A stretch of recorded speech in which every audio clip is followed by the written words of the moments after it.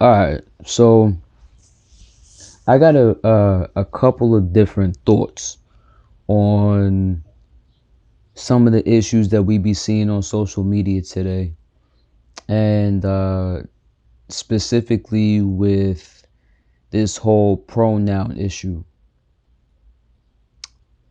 I see it a couple of different ways because I see how religion tries to approach it. It seems like it really doesn't work. I see how spirituality tries to approach it, and I see that it doesn't really work. It can work in some aspects, but it's not getting to the root of the issue. First off, everybody is leaning too much on the scale of right and wrong. But when I look at it, I'm looking more so for what's correct and what's incorrect.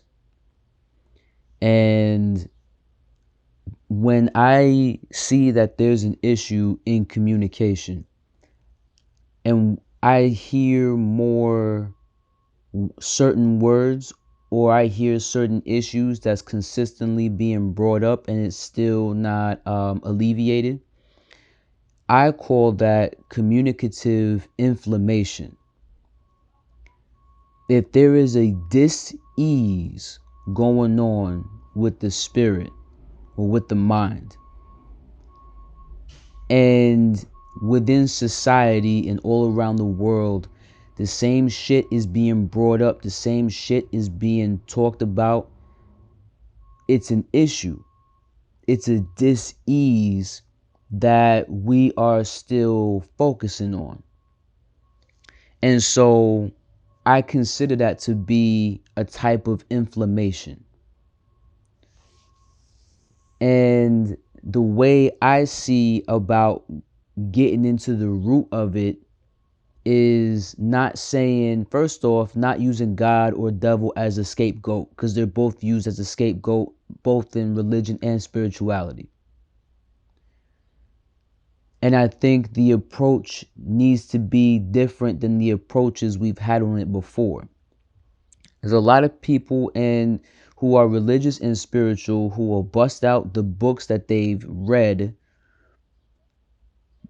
Some of them have only read the books, not actually studied them. Some of them has actually studied them, but not actually applied them. Some of them has applied them, but those who applied their studies know that there's so much more that needs to be studied. The research never ends. But when it comes to this whole pronoun issue specifically,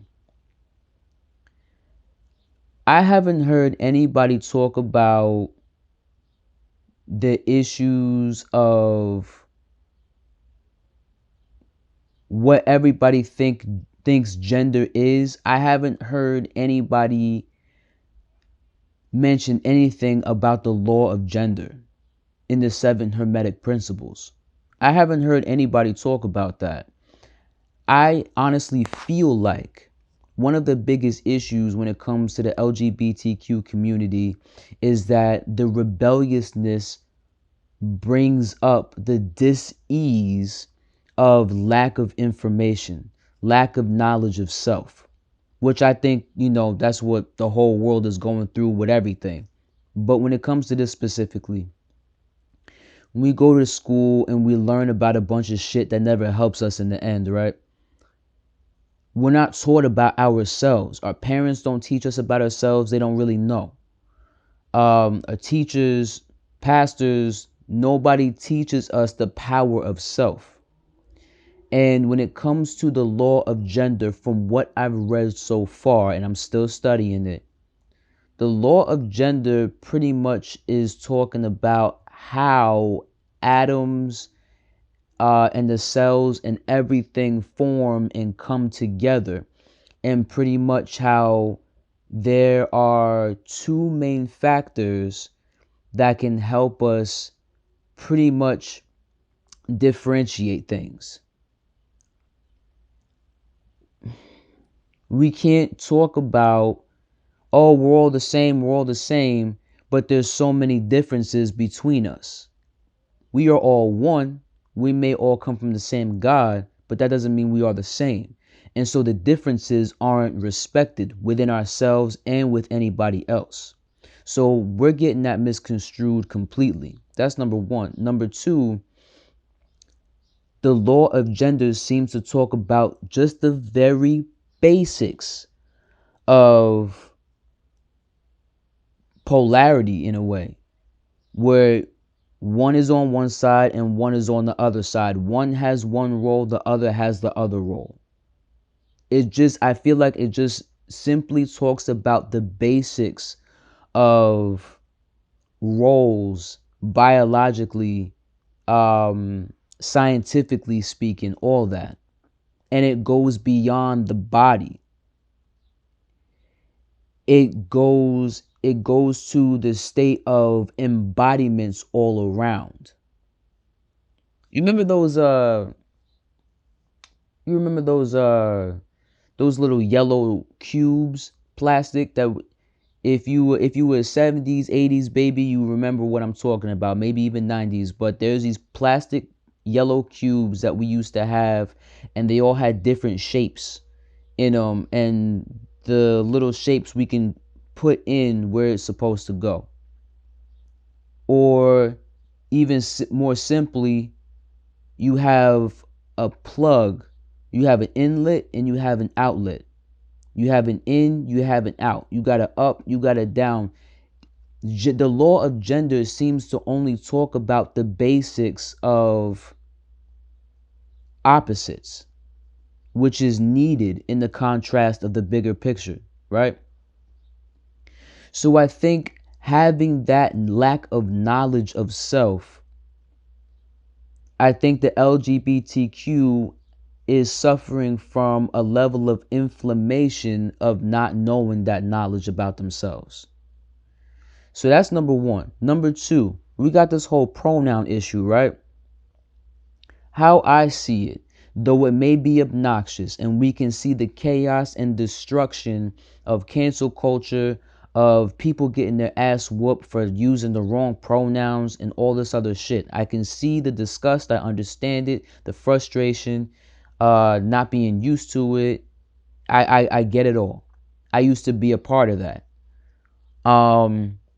But I see in the eye of the storm that there is deep wisdom in this whole pronoun thing. And the reason why I say this is because you have individuals calling themselves they.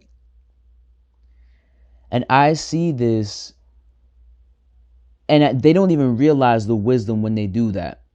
The thing is, if we are projecting our reality, then that means everybody is a reflection of an individual. And if that's the case, if I were to sit there and call my individual self they, then that means there's no way I can escape the oneness between me and people outside of myself. So the wisdom is there, it's not sought after.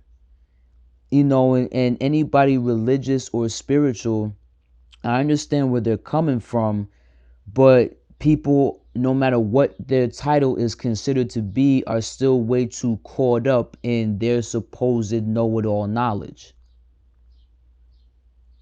To take a different approach, to be the eye of the storm, and to say, what is it am I missing here? Because we've been going through this issue for too long, and it's been a real problem.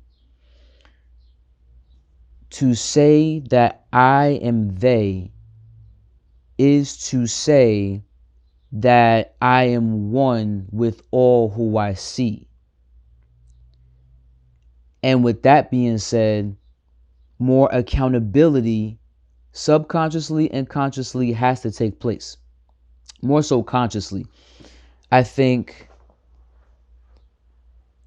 there's more accountability that needs to be had on any individual that calls themselves they compared to blame. But everything at the end of the day has to come down to the practice and the healing of honesty. And this is why I stress so much You can practice religion all you want.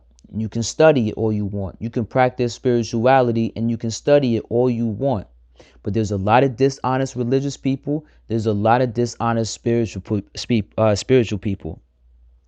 If we were to practice the art of honesty, we can study and practice anything that we wanted to. But we would have to understand that all the knowledge we think we know nothing. Because we are a grain of sand in God's beach. There's so much more to know. So there's some things that we might have to let go in terms of our interpretations, our theories, everything. Something has to be let go in order for something else to come back in. And that's just the art of element, but that's a whole nother thing. Long story short, I believe the communicative inflammation of society and all the issues that are continuously broken up. Forget about your title and who you think you are. Practice the art of honesty and we'll be able to heal this inflammation. Peace.